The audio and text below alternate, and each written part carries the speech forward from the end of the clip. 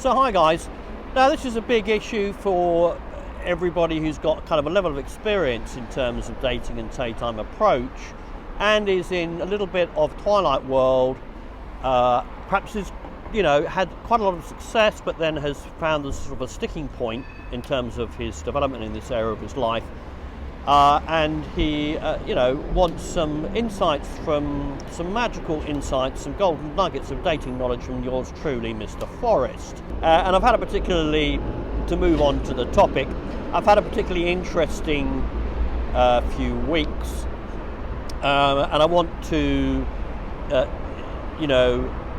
basically tell you not to lose heart.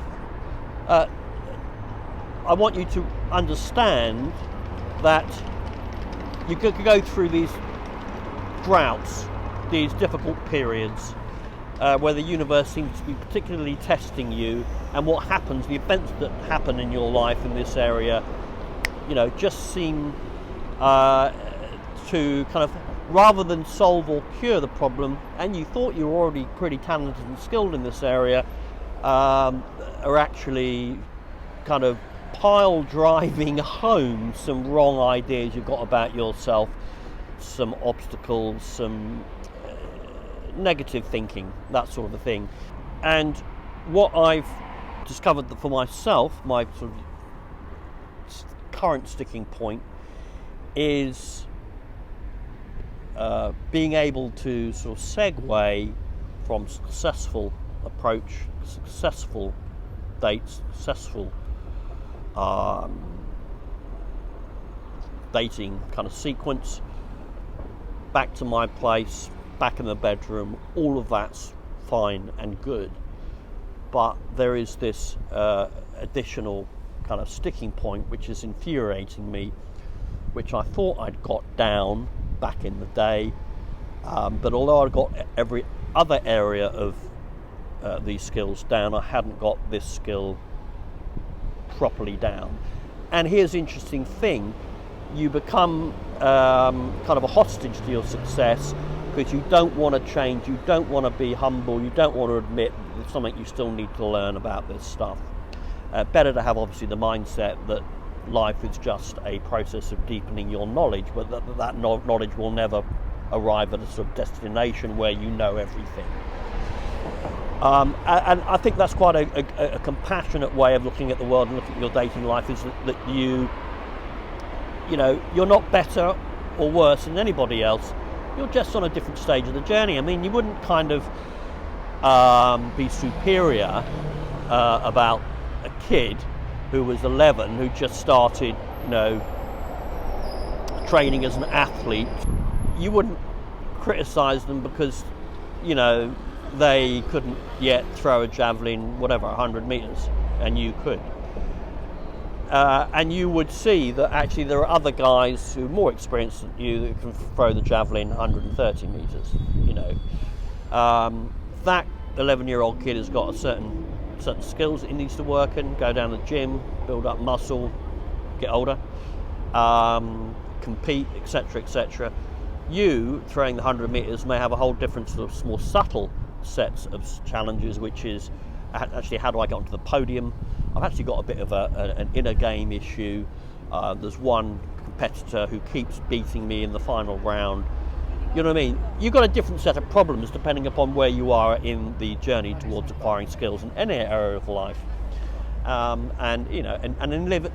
In living, because the ultimate goal is to live in as limitless and unshackled place from ideas and issues and so on, place of as much freedom in your life as you possibly can in all areas. And you know me, I always like to talk about myself. I mean, who doesn't like to talk about themselves? That's one of the key tips for any conversation, business, dating, friends, family, is we all like talking about ourselves. So this is my opportunity to talk about ourselves, but hopefully I'm spinning my own personal life into,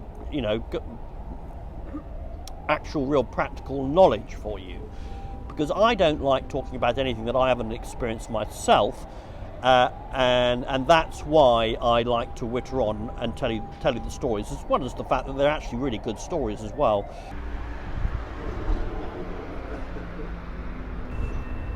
So I had a date with this girl, first date in February, in a rooftop bar. It went reasonably well. She's kind of a glamorous girl who is not as young as she was, however, who is constantly making herself up, looking at the phone, always late, rescheduling, rejigging, changing everything around, so that after that first date it became almost impossible to get her out on a second date. And here's the challenge, is this sort of reactivity to the way girls are, texting, flaking, and do you are we really expected to have to continue with a girl who is engaged in some major league flakery? I mean, you just want to tend to bin it, don't you? You just want to tend to, well, a lot of guys, most guys will do that, but I think that if you are applying yourself to learning these skills, it's just a fresh kind of difficult challenge. It wasn't a situation where it was just an attention whore who wanted lots of messaging but was never going to come out. She had come out on a date. So obviously apply this example intelligently to your own situation. If a girl is just messaging and constantly flaking, then you dump it.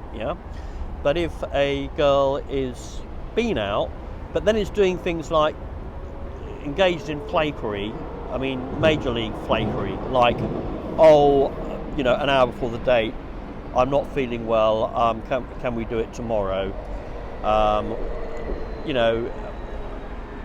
or actually saying I'll be 10 minutes, and then she arrives, and then she messages an hour and a half later saying I'm just getting ready, is it too late for you? Interestingly, it was clear to me that she was genuinely interested after the first date. I felt that the date went reasonably well because she was messaging. You look at what people do, not what they say. She was constantly messaging and constantly responding. And at one point, I woke up in the morning and discovered that my phone I'd had 4 missed calls from her at nearly midnight because of a date that she'd said she was going to be 2 hours late for, and then I'd just gone to bed. It was getting so late. So I had all of this difficulties with this particular girl. Obviously, I continue to message, text, approach, although I've not been doing much approaching, I'm afraid to say, just recently. I've been using Tinder quite a lot. I've been outsourcing it to someone who's been helping me take the annoyance away, the swiping annoyance away. So anyway, you've got this situation where I've been in a kind of messaging twilight world. February first date, remember, and we're in May. Because I wasn't massively invested in it and I had other options. Remember, the simple cure to most problems in this area is to go out and approach more girls and get more dates. Because I wasn't massively invested in her, I was able to have some perspective. Yes, get fucking annoyed when you've got an evening penciled out for a date and then they flake 30 minutes before the date. But I started to work out strategies with this girl. It became a real campaign.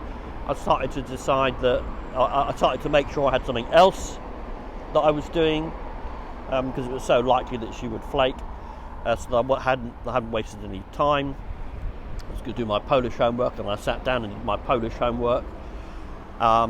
So it was all a bit, real campaign. I don't know why I stuck with this one for so long. I think it's because I decided this is a really uniquely challenging. This is a girl who's the queen of, she's the queen of the universe when it comes to flakery.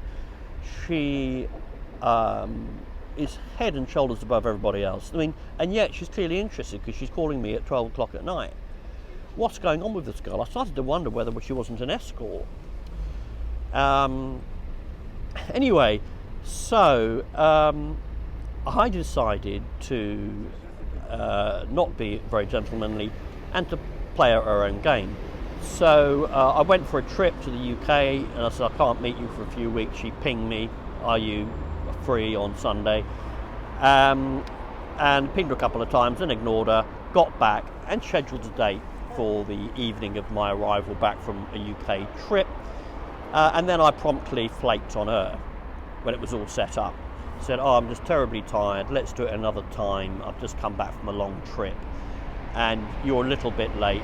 Not that late, but she had sent a message saying I'm 40 minutes late. And I got back a message saying, oh, really, not today? Really? Oh, maybe tomorrow. I can do afternoon, or I can do tomorrow, the day after in the evening, you know. It was quite interesting to me that as guys we tend to think that, well, I do, because I'm a little bit of a gentlemanly character, I tend to think that, you know, oh, outrageous, you can't just flake on a girl on a date. What a dastardly thing to do to the fairer sex. But I just sort of powered through those objections, as it were, and just quite properly, politely flaked on her an hour before we were meant to meet. That was a couple of weeks ago, and then I just left it. And then I sent a message.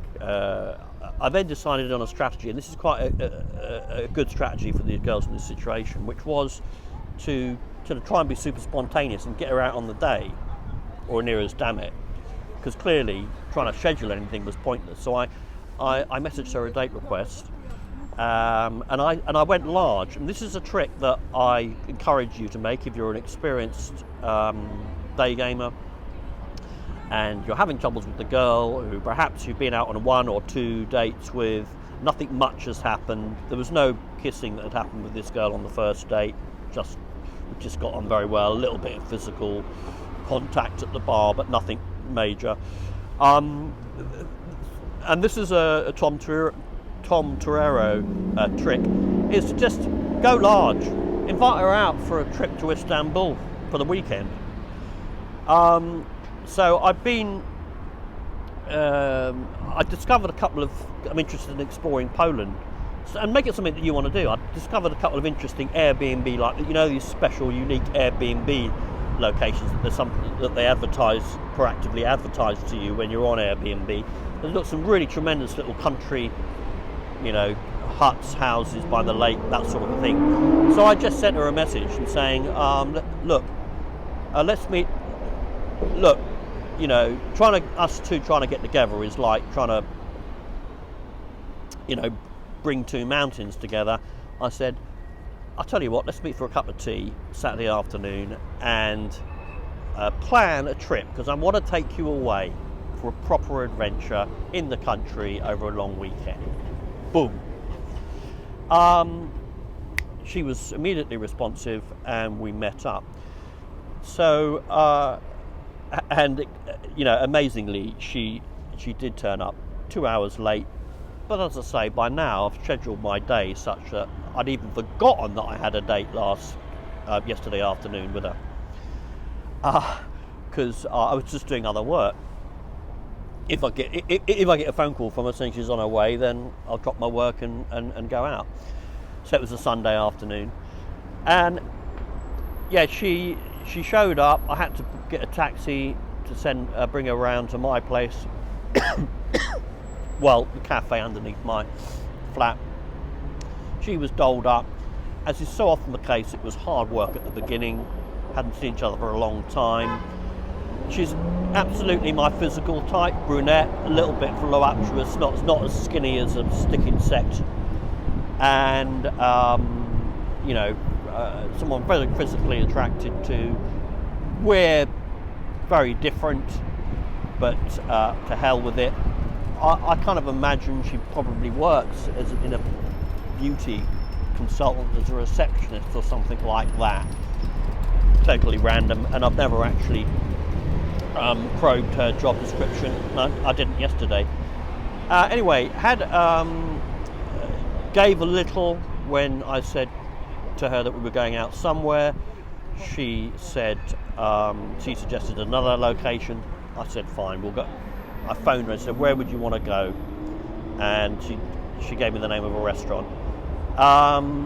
And so we met at this cafe outside my flat, had a drink, and then went to this absolutely smashing restaurant. It was a terrific date actually, and a terrific restaurant. And then after that, I mean, it was just one of those things where it's hard work. Dates are always hard work. They require work. Once you put in the effort, they then give you rewards, particularly at the beginning of the date.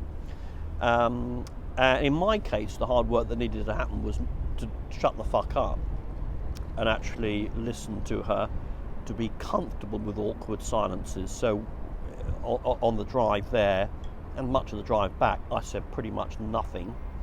She played on her phone because I could feel that if I was going to say anything, it would just be coming from the point of trying to manufacture conversation. Well, why bother? Just enjoy a quiet drive together. We then had a nice conversation at this restaurant over dinner. We then went outside, and they actually found us a private little balcony area in this fantastic old house converted restaurant overlooking a garden. Had a coffee, a smoke, some dessert. I was taking photographs of her, making it kind of a little bit frisky, bringing her in, putting my arm around her waist, looking at the photos together, taking photos of each other, all that sort of magical stuff. But then it got to the moment of this sticking point of mine that I've been talking about. And I'm like, oh my God. And there's part of me that really doesn't want to do it. There's a part of me that is actually these days not at all interested in sex for sex's sake. My adventure days are a distant speck in the rear view mirror, frankly. But what I did want to do, and this is what I mean about overcoming limitations, is to kind of break through the sticking point. Because actually that's the reason I think that we're doing this stuff, because we feel that we've got shortcomings and failings in this area, or that we haven't fully, as a man, you want to be in every area of your life, not just exactly successful, although obviously successful, but a sense of having accomplished something and not feeling incompetent or inadequate in an area of your life, particularly obviously in this area. It's an absolutely fundamental area that a guy doesn't want to feel insecure, lacking in confidence about.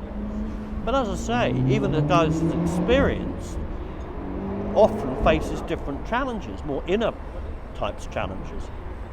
Anyway, so the problem was, because I'd got this wrong 3 or 4 times over the last 18 months, with genuinely girls I'm genuinely interested in having a relationship with, which is what I'm in it for. It starts to, as I say, kind of be pile driven into the back of your mind, such that when the moment comes, like when the javelin thrower, even though he's very successful, can never quite, perform on a particular track or a particular country or against a particular opponent. There's something slightly wrong with his technique. So for me, I drove her back to my flat. I parked the car. Now, when I first started this stuff, I used to, say, come up to my flat, I'll show you a view of the mountains, and I've got a half bottle of wine that needs finishing up. But you can't stay too late, I've got an early start tomorrow. I don't do that much any longer. And what I did in this case was just simply get her bags out of the back seat and walk her up into my flat without a word of conversation. She'd already decided she was going to come in.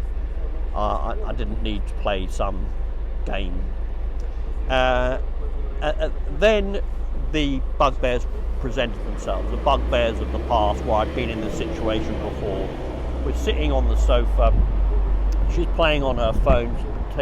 She'd taken a zillion photos of herself in this beautiful restaurant. Absolute phone photo junkie. I dare say she's got a very active Instagram account. And I got her on the sofa, sat her down next to me, got her a glass of wine, and started to get frisky.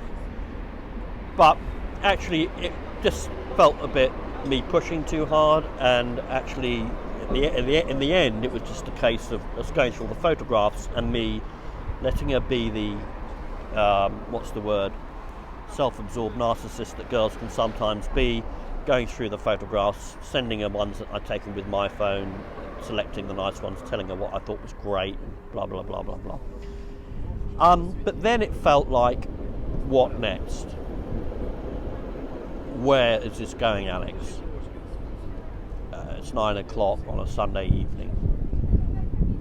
And this is where some guys have given me some advice about this problem that had, was in there. And I went out onto the balcony, had a cigarette, closed the door behind me, left her on her phone, and just took time away from her.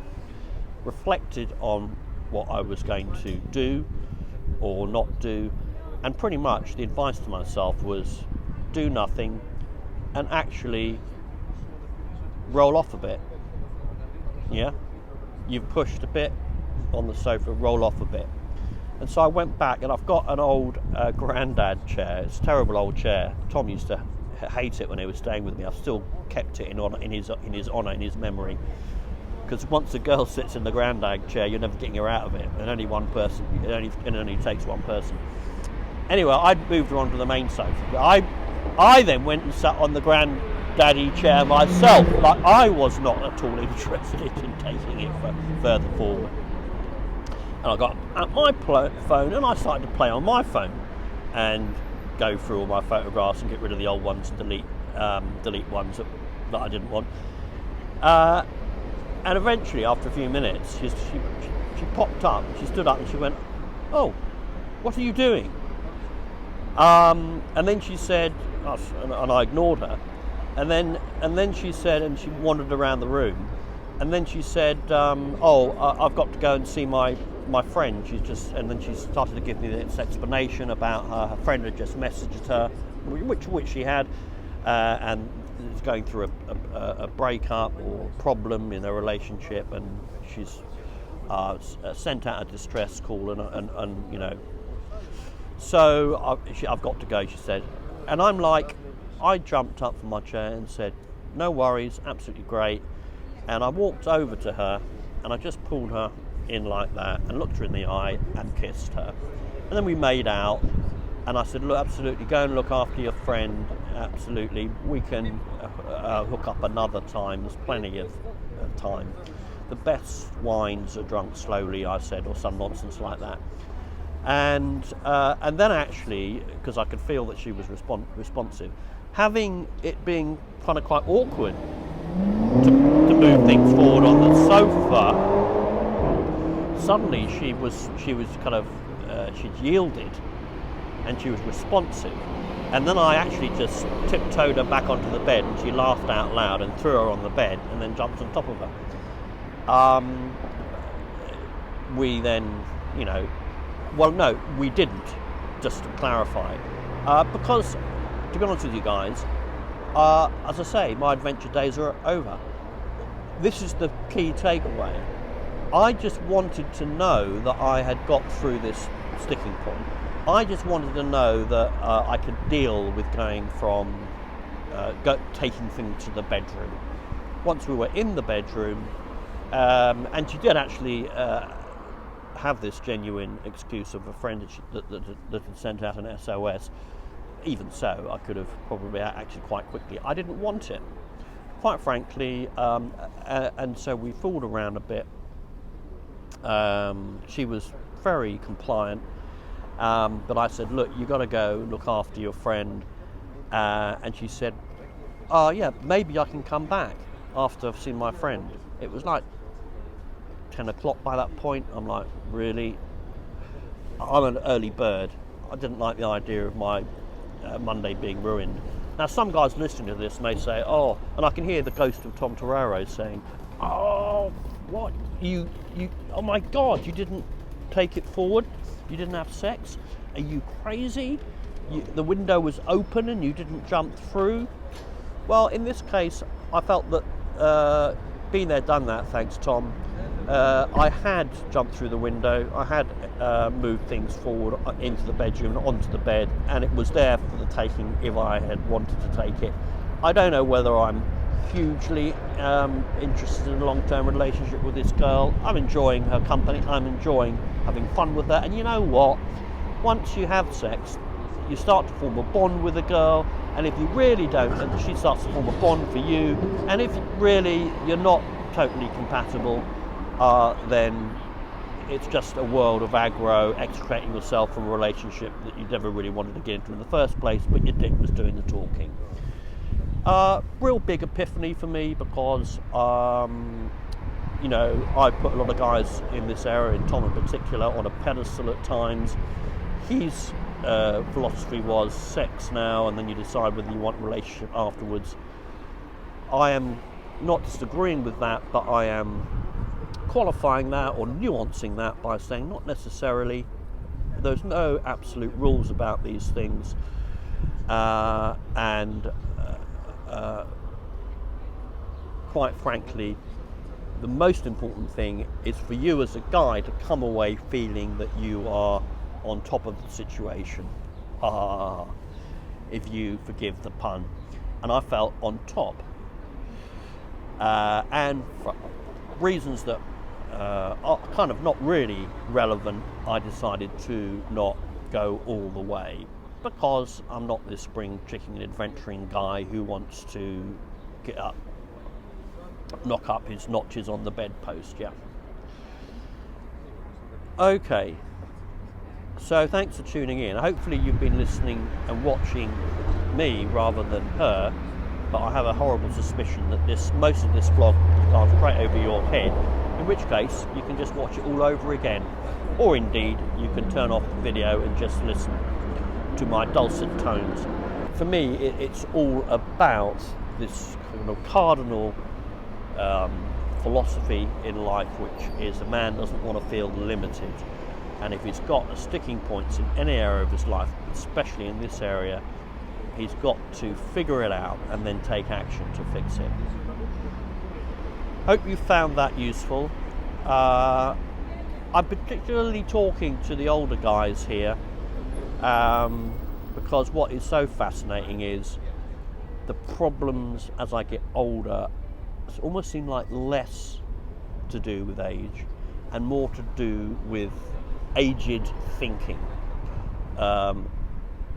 starting to put on ideas like a bunch of old clothes,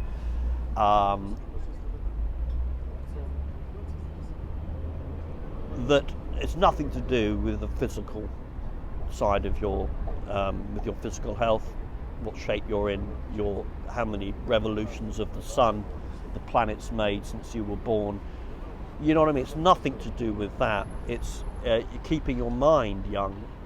And that really has been my experience.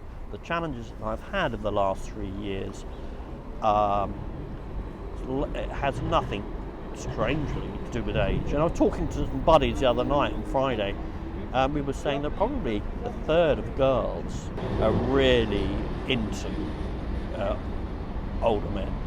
Yeah. So that is absolutely no excuse. So if you are an older guy, there is no excuse other than what you're saying to yourself in your head, and the way to get out of that is to start to take practical steps and to share what's in your head with other people, to share those sticking points with other people that you trust. We've got a course running at the end of June, just a quick plug, and one at the end of September, the autumn. I'll put some dates up to confirm those. One of the things more mature dudes do need is something of a kick up the backside, to get them going, and I really do recommend those courses to help to get you launched. It's not enough, you've then got to stay at cruising altitude, yeah, and keep going forward, but you do need launching, particularly when you're a little more mature, just a way of things, I guess. Alright guys, strap on your balls and look forward to vlogging to you in the very near future.